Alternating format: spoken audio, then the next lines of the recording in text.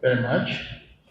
Our chief guest, Musenyo Kasibante, allow me to use the protocol observed by the previous speakers because of the interest of time. Let me first of all start by thanking the Education Secretariat of the Archdiocese for having invited me to share with you my experiences and knowledge on the topic of transformative leadership. Colleagues, I understand we are all coming from Catholic founded schools, either heads, chaplains, or chairpersons of both. Allow me to start by reminding you once again, what is the purpose of the Catholic Church education?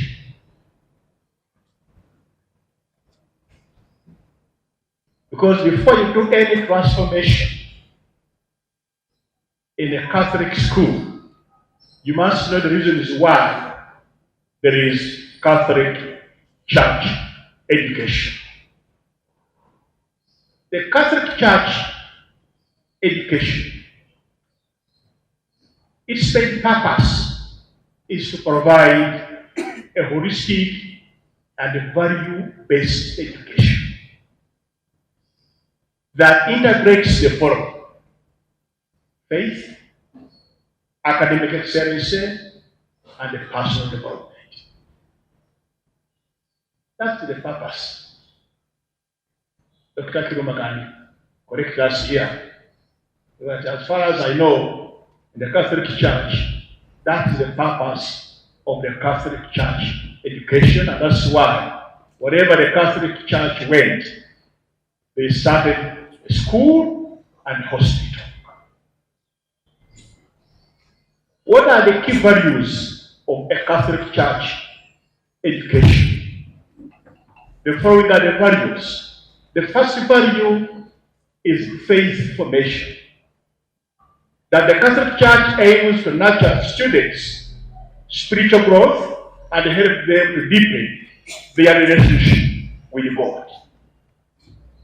The second value is moral and ethical development. That this education seeks to instill values such as compassion, integrity, justice, and respect for others. Education strives to provide high quality education that challenges students intellectually and prepares them for the future success. The next value is community and service, whereby emphasis is put on the importance of serving others, promoting social justice, and building a sense of community among the students. The other value is character development, where it focuses on developing students' character traits such as honesty, humility, empathy, and perseverance. The other value is social and emotional well-being. That is, the Catholic Church education supports students' social and emotional development, helping them to build resilience, self-awareness, and positive relationships. The next value is lifelong learning. That is, it fosters love of learning, encourages students to be curious, critical thinkers who continue to grow and develop throughout their lives. The other value is inclusivity and diversity. That is, it provides values and respects of diversity of students' backgrounds, experiences, and perspectives, creating an inclusive and welcoming environment for all. And the other value is stewardship of creation. I don't know, these are very strong terms. I think at later stage we may try to explain what we mean by stewardship of creation. That is, the Catholic education promotes environmental awareness and responsibility, encourages students to take care of the earth and its resources. The last value of the Catholic education is personal growth and fulfillment. That is, it aims at helping students to discover their unique talents, passions, and purpose in life, guiding them towards personal fulfillment and a sense of vocation. Colleagues, if you are in a Catholic school and you want to act as a transformational leader, these values should be the backbone of any transformational action in a Catholic school. Less than we are not transforming, because we transform an organization to achieve organizational goals. You cannot transform a school, a Catholic school, to achieve goals and values. You can outside the definition of values and goals in the Catholic Church. Therefore, colleagues, these values underpin every action that affect the structure and operations of the school. We come to the topic. What is transformative leadership in school? Transformative leadership is the leadership style that focuses on the following: inspiring and motivating followers so that they can achieve their full potential. What does it involve? It involves one, creating a vision for the future. Creating a vision for the future school. Creating a vision for the future students. Two, fostering positive change. And three, empowering others to reach their goals. That is the transformational leader. Transformative leaders often challenge the status quo. Challenge the status quo positively, by the way. By doing so, you encourage innovation and development among your teachers, the students, and the members of the school. A leader who is transformative always aims to create a positive impact on individuals and on the school by fostering a culture of collaboration, creativity, and continuous improvement. Lest that you cease to be a transformational leader. Next question we have to ask ourselves this morning: what are the key characteristics of a transformative leader? If you look at Bishop Kuba, you say, I've seen some qualities of transformation in him. What are these characteristics that you must possess as a transformative leader? One, you must be visionary. That is, you must have a clear vision of the future of the school and inspire others to work towards that common goal. Don't be a blind person. A transformative leader always is visionary. How do you demonstrate that you are visionary? By first of all articulating the vision of the school to the community. I mean the school community. And also inspire the people around you and within the school to achieve that vision. Two, a transformative leader must be inspirational. You must be inspirational. Motivate and empower others through your words and actions. In education, we say the school is a reflection of what a head teacher is in terms of character and performance. If a head teacher is shabby, the school will be shabby. If it's disorganized, the school will be disorganized. If it's always smart, the school will be smart. An inspirational leader is a transformative leader. The third one, empathetic. Empathy. An inspirational leader always understands and connects with the emotions and needs of other people in the school. I was once a head teacher, and we used to celebrate when we got results. And during the speech, when we are introducing results, the head teacher would applaud himself how much he has worked so hard for the students to pass. He never even mentions a teacher or a sweeper or a toilet cleaner in that school. But a person with the characteristics of transformation has to be empathetic, that you understand and connect. What makes you think as a head teacher that you need to eat a kilo of beef every Saturday, but the classroom teacher does not need it? What makes you think you need much more money on yourself to solve your personal problems that other people around you don't need? What makes you think that when you lose a relative, teachers must gather at your house for 2 days, and when another teacher loses a relative, you only go for 20 minutes and you give Magogo and move away? That is empathy.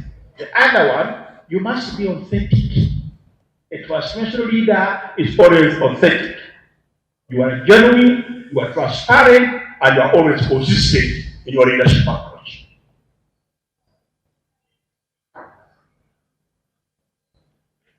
The other characteristic is that a transformational leader has always to be innovative. Sometimes I move around our schools. Some of you may not be seeing me. Sometimes I come disguised. I've been telling Dr. Kiruma here further that I'm very happy. Most of our Catholic schools look better now. You go there, you see it's a well-organized school, but most importantly, you go there, you don't ask who is the owner of this school. You see Catholicism there and there, as soon as you enter the gate. I visited one where I had to ask the students, who is the owner of this school? There's no cross, not even a statue of Jesus or Mary. You see, this is a Catholic school. But these are symbols of Catholicism. Be innovative, encourage people to be creative, experiment life, and think out of the box. This morning we were sharing with the Monsignor some conversation before we came here, that when somebody becomes an LC1, even if he's a P1 dropout, they are then he assumes knowledge of a university graduate. He's the one who advises and to direct you what to do. And if you do anything outside what he thinks should be done, you are a saboteur and you should be punished. Because he assumes by becoming an episode chairperson, now he has a PhD. Once somebody becomes a head teacher, it's very wrong to think you know more than what other people around you know. A visionary leader, a transformational leader, always values what others are and what they can contribute, and then uses them for the good of the school. Therefore, allow people to think out of a box and always allow new ideas. Be permeable of new ideas, even if it is from a sweeper as long as it helps the school. You must be collaborative. That is the first encourage of teamwork. Remind you the purpose of Catholic education and the values of Catholic education. This is the core characteristic of any transformational leader in a Catholic founded school. You must be developmental oriented. Go to school, don't pull it down. A person who is transformational always makes sure he adds on what he has found and improve the school. Be research driven. Always focus on achieving meaningful outcomes and making a positive impact on the people in the school and on the school. Once you have those characteristics, then we can label you a transformational leader. If you lack any one of them, then you can be a quarter transformational leader or a half transformational leader. Next question we will ask ourselves is, how do transformational leaders handle challenges in their institutions and among people? You have to employ various strategies. And this is the science Father Dr. Kim was talking about, the science of transformative leadership. How do you make people accept and follow you? One of the best strategy you can use for people to follow you is open communication. Always encourage open and honest communication to address issues and the concerns effectively. I know in some schools, issues of money are the preserve of head teacher and the bursar. The bursar's office becomes a shrine of a witch doctor. Nobody knows what happens in that office. The same way, nobody knows what a witch doctor does in the shrine to kill people. And when you ask him, he will never tell you. Similarly, if you don't have an open communication, you always create a situation of suspicion and rumor mongering. People create stories, and let me tell you, colleagues, if a human being lacks information in the situation where he is, he tries to generate his own information and disseminates. The next one, you must be an active listener. Listen attentively to your members of staff's perspectives, members of staff feedbacks, and always try to understand the root cause of the challenges. And on the empowerment, empower your teams to make their own solutions and own problems. Collaborate in trying to find a solution for these problems. Don't go to a witch doctor to solve a school problem. Don't go to a pastor to pray for you to solve a school problem. The problem solvers are around you. These are the people. Another one, which you must also understand again, coach and mentor others. Provide guidance, support the people, mentor them so that they can overcome their challenges and also acquire skills. The next strategy is knowing how to resolve conflicts. Always address conflicts constructively and facilitate discussions to find solutions that benefit your people. Conflict resolution does not include physical fighting. It includes sharing and allowing people to provide solutions and accept them. Encourage innovations. Promote a culture of innovation and creativity.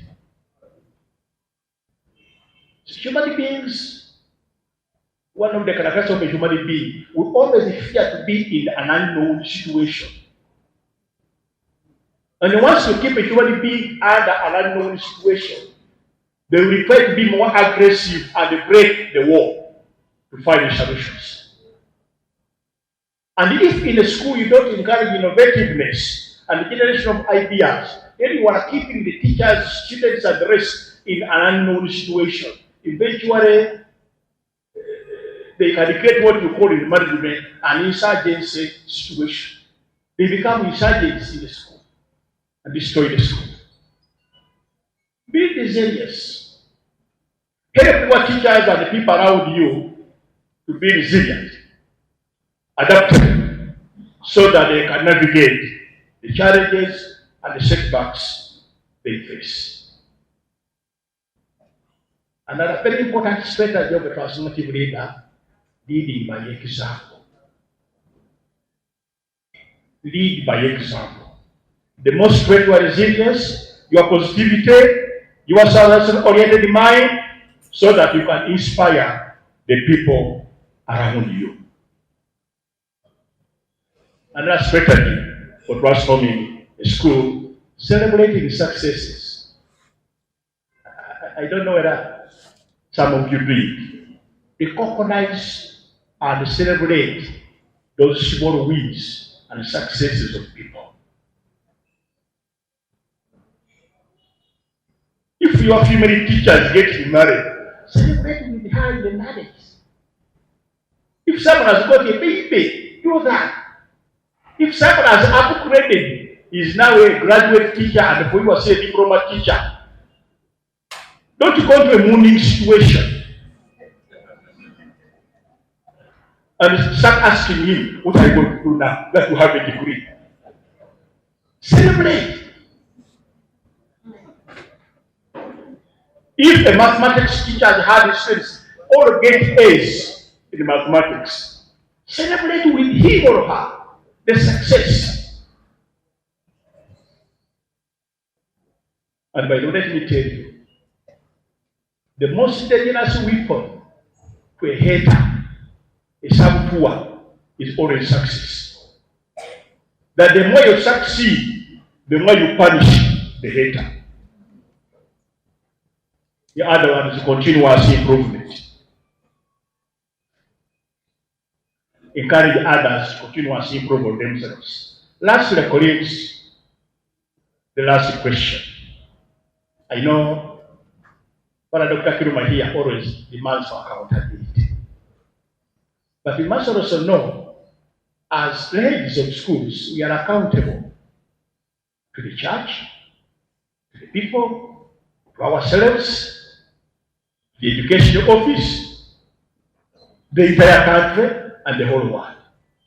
You as a leader, which transformative, how do we foster a sense of accountability in their team so that what transformation strategies can be successful? What do we do? One, set clear expectations to the people. Set clear goals, objectives, and performance standards. I don't know how many of us here are married. For us men, we are very quick at criticizing the quality of the sauce your wife has cooked. But you have never sat down with your wife and tell her, this is what I want you and how I want you to cook the sauce. Salt, 1 spoon. Oil, 1. So that the person knows what you want. Similarly, in the school situation, colleagues, setting clear expectations, communicating to the people what you expect them to achieve is very, very important. Secondly, empowering autonomy. Empower people to be autonomous. You may be a chemistry teacher, not a geography teacher. What makes you think that because you are a head teacher, now you know geography? Empower geographer to act independently within his professional training to teach geography and to make decisions. Your job is to facilitate the decision making as long as those decisions are not outside what the school accepts. Providing feedback. I don't know whether you people know how motivating it is if you get a feedback from your boss, a very positive one, and how encouraging it is if you get a negative one.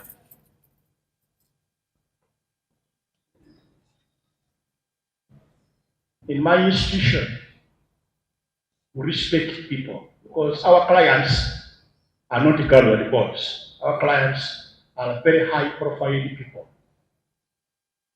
High profile, ministers, yes, and so on. They are our students. And one of the things we do in our place, you must always be smart. One time, I was forced to force a staff member to go back home.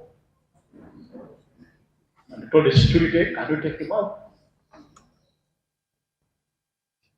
That was providing a feedback.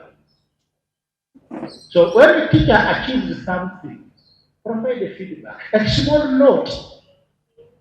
Madam Maria, today's physical education class was superb.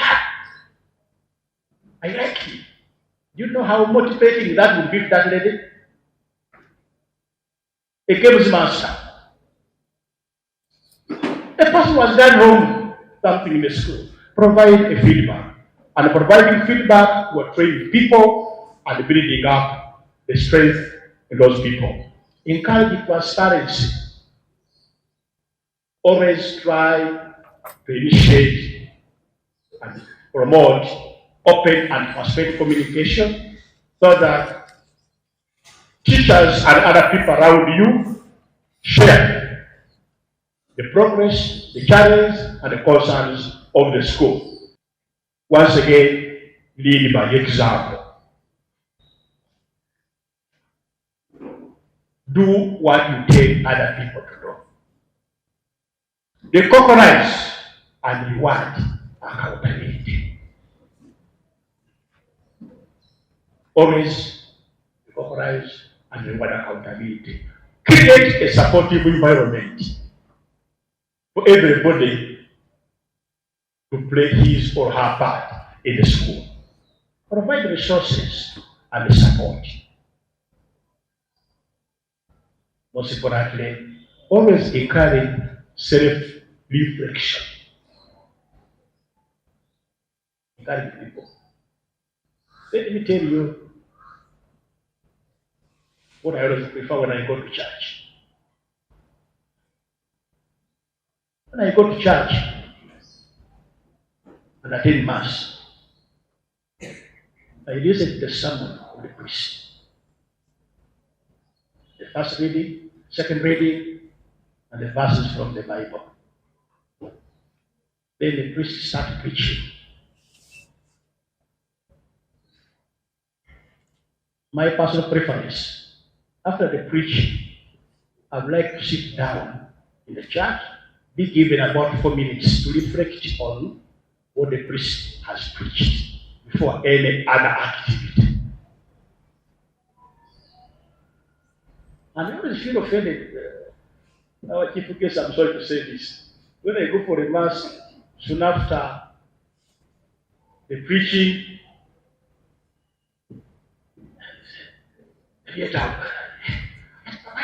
why don't you give me 2 minutes? Sit down to make a reflection. Because when I go home the church, I don't have food at home. I'm worried about going back. But in the church, my mind has concentrated. Similarly, in the school, encourage the teachers always to have a time for reflection. By sharing with you is that what are the indicators of a successful transformation leadership? One of the indicators is achievement of a vision. Once the school vision is achieved, it's an indicator. The second indicator is employee or teacher engagement. You go to school, everybody is engaged in doing the work. Signs of innovativeness and creativity. High performance, not in terms of academic programs, but in every sphere of the school. Adaptability. I would like to see St. Joseph adopting any emerging situation in the country. Do we prepare our schools for adaptability? Or you are only tuned to one type of environment? Once there is a change, the school collapses.